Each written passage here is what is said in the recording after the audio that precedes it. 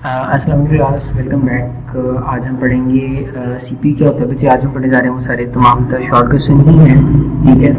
और आज हम उनको डिस्कस करेंगे और इंशाल्लाह हम यहाँ तक आज पढ़ेंगे इंशाल्लाह। बच्चे हमारे पास टॉपिक है सीपीयू क्या होता है, ठीक है। सीपीयू के बारे में डिस्कस करते हैं। CPU stand for the central processing unit, हमारे इसको सेंट्रल प्रोसेसिंग यूनिट के नाम से समझाया बेटा। ये एमसीक्यूज है जो कि इंपॉर्टेंट है, ठीक है। आपको इसके बारे में बताना चाहिए। CPU stand for central processing unit, ठीक है।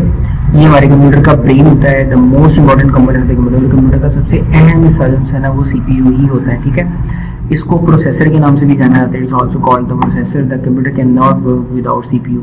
अगर हमारे पास सीपीयू ना हो, यानी कंप्यूटर के अंदर अगर सीपीयू ना हो तो कंप्यूटर हमारा किसी काम का भी नहीं है। All computer must have a central processing unit, यानी जितनी भी कंप्यूटर इस्तेमाल किए जाते हैं उसके अंदर मस्ट है कि सेंट्रल प्रोसेसिंग यूनिट होगा। अगर सेंट्रल प्रोसेसिंग यूनिट ही नहीं है तो हमारा कंप्यूटर भी जो है वो कोई काम नहीं कर सकता, ठीक है।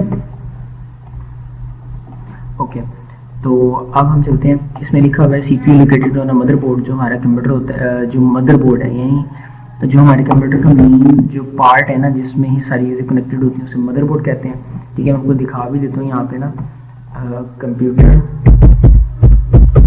मदरबोर्ड, ये इस तरह की कोई चीज़ होती है, ठीक है। ये देखो, ये इस तरह की बोर्ड्स होती है। ये बेसिकली सही पिक्चर है इसकी मदरबोर्ड की, ठीक है। तो ये मदरबोर्ड है और इसी में हमारा जो सा वो प्रोसेसर है वो लगा होता है हमारे कंप्यूटर का, ठीक है। और फिर उसी से ये देखो, ये जो दरम्यान में आपको ब्लैक चीज़ नज़र आ रही है, ये हमारा प्रोसेसर है, ठीक है। प्रोसेसर लगा होता है और ये सारी परफॉर्मेंस उनसे हमारे कंप्यूटर में करता है। और यहाँ पर देखो लिखा भी हुआ है कि ये प्रोसेसर है हमारे कंप्यूटर का, ठीक है। ओके, हाँ चलते हैं टॉप के पास। इस पर लिखा हुआ है, क्या लिखा हुआ है, it carry out the most working computer, यानी मोस्ट ऑफ द हमारे कंप्यूटर की वर्किंग सारी इसी कंट्रोल की जाती है। इसके अंदर CPU perform all operation on data according to the given instruction, कि जो इंस्ट्रक्शन दी जाती है उसके मुताबिक हमारा कंप्यूटर सारी परफॉर्मेंस करता है। It execute the instruction and tell the part of the computer what to do, कि बेटा यही हमारे कंप्यूटर के कंपोनेंट्स को बताता है कि क्या काम करना है और कैसे करना है, ठीक है। The most of the working consist of the calculation and the data transfer, की बेटा जो डेटा ट्रांसफ़र की इंस्ट्रक्शन होंगी या फिर कैलकुलेशन की इंस्ट्रक्शन होगी वो तमाम तर प्रोसेसिंग हमारा कंप्यूटर यानी सीपीयू कर रहा होता है। सीपीयू के अंदर बेटा दो हिस्से मेजर होते हैं। इसके अंदर अर्थमेटिक और लॉजिकल यूनिट होता है, ठीक है, और कंट्रोल यूनिट यानी एएलयू और सीयू। ये दो चीज़ें जो है हमारे कंप्यूटर के अंदर सीपीयू के अंदर, हाँ सीपीयू सेंट्रल प्रोसेसिंग यूनिट के अंदर बहुत अहम होती हैं, ठीक है। This component together to perform a processing operation, यानी जो प्रोसेसिंग वाले ऑपरेशन होते हैं वो तमाम तरह ऑपरेशन ये अर्थमेटिक और लॉजिकल यूनिट और सीयू यानी कंट्रोल यूनिट के अंदर परफॉर्म किए जाते हैं, ठीक है। अब हम इनको थोड़ा डिटेल से पढ़ते हैं कि सीयू क्या होता है और एएलयू क्या होता है, यानी एएलयू और सीएलयू क्या है। एएलयू के बारे में बात करते हैं, अर्थमेटिक और लॉजिकल। बेटा ये इंपॉर्टेंट शॉर्ट क्वेश्चन है, याद रखिएगा, ठीक है। अर्थमेटिक यानी ALU is a part of the CPU, ये सीपीयू का ही हमारी छोटा सा हिस्सा है। इसके अंदर एक्चुअल एग्जीक्यूशन जो सी है वो हमारी कंप्यूटर की इस पार्ट में हो रही होती है। All arithmetic and logical operation are perform in CPU ALU. बेटा जितने भी प्लस माइनस मल्टीप्लाई डिवाइड की जो प्रोसीजर होंगे वो सारे इसमें किए जाते हैं। इवन की कंपैरिजन वाले भी एएलयू के अंदर किए जाते हैं।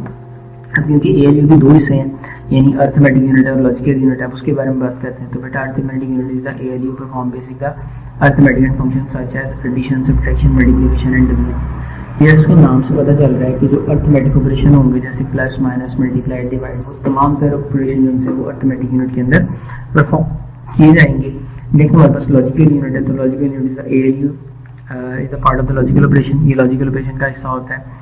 It compare the two items, data items, ये दो आइटम्स को क्या करेगा, कंपेयर करेगा। कंपेरिजन के अंदर वो क्या चेक करता है, क्या कोई चीज़ आपस में इक्वल हो सकती है, greater than, less than, not equal, ये तमाम तर चीज़ें वहाँ पर चेक की जाती हैं। नेक्स्ट आता है कंट्रोल यूनिट। कंट्रोल यूनिट क्या होता है बेटा, कंट्रोल यूनिट हमारे कंप्यूटर का बहुत अहम हिस्सा होता है। ये एज अ सुपरवाइजर काम कर रहा होता है। सुपरवाइजर का मतलब होता है कि वो तमाम तरह कंपोनेंट्स को चेक करता है कि वो ठीक तरह से काम कर रहे हैं या नहीं कर रहे हैं, ठीक है। और ये तमाम तरह एक्टिविटीज़ जो परफॉर्म हो रही थी उनको मैनेज करता है, मीन्स सुपरवाइज करता है। इट की फेच द इंस्ट्रक्शन, ये फेच इंस्ट्रक्शन को फेच करके लेकर आता है मेन मेमोरी में से, यानी रैम में से डेटा को फेच करता है, यानी रिट्रीव करके लेकर आता है, वापस लेकर आता है। और जो इंस्ट्रक्शन हमने कंप्यूटर को दी जाती हैं उसके मुताबिक परफॉर्मेंस चेक करता है कि सही काम कर रही है कि नहीं। It control the execution of instruction, और तमाम तरह एग्जीक्यूशन को कंट्रोल भी कर रहा होता है, ठीक है। बच्चे उसके बाद हमारा जो मेन आज का टॉपिक है वो शुरू हो जाता है और वो है हमारे पास मेन मेमोरी। मेन मेमोरी क्या होती है बेटा, बजाते खुद यहाँ से ना, यहाँ रैम एक लॉन्ग क्वेश्चन है, ठीक है, लेकिन रैम की जो बुनियाद है वो मेन मेमोरी ही है, ठीक है। यानी मेन मेमोरी को ही रैम और मेन मेमोरी तकरीबन ऑलमोस्ट सेम चीज़ है, ठीक है। Main memory is an important component of the computer system. ये हमारे कंप्यूटर का एक बहुत अहम हिस्सा होती हैं। ये यूज़ की जाती हैं डेटा को स्टोर करने के लिए, प्रोग्राम को स्टोर करने के लिए, ठीक है, और तब स्टोर करती है जब वो यूज़ हो रहा होता है, ठीक है। और is also called working area of computer. ये वर्किंग एरिया है, मैंने आपको लास्ट लेक्चर के अंदर बताया था, ये वर्ड आपको याद रखना है कि वर्किंग एरिया ऑफ कंप्यूटर क्या होता है। वो मेन मेमोरी होती है और मेन मेमोरी को ही रैम कहते हैं, ठीक है। और that computer can not perform work and without main memory, यानी मेन मेमोरी के बाद हमारा उसके बगैर हमारा कोई कंप्यूटर कोई काम नहीं कर सकता, ठीक है। अब हम स्ट्रक्चर के बारे में बात करते हैं मेन मेमोरी के ना। मेन मेमोरी का स्ट्रक्चर कैसा होता है? इसमें memory is the modern computer is build in the form of chip. बेटा ये चिप के फॉर्म में दिखती है। अगर हमने टैब मैंने क्लोज नहीं की तो शायद ये देखो, ये जो स्लॉट्स दिख रही हैं यहाँ पर रैम लगाई जाती है, शायद किसी पिक्चर में लगी भी हो, नहीं सब मदरबोर्ड या रैम नहीं लगी हुई। हाँ ओके, खैर इसमें तो नहीं है, मैं फिलहाल अभी सर्च भी नहीं कर रहा कि बेटा रैम ना यहाँ इन स्लॉट्स के अंदर ना, इन स्लॉट्स के अंदर रैम लगी होती है, ठीक है जी, इन स्लॉट्स में रैम लगी होती है और वो परफॉर्मेंस करवाती है,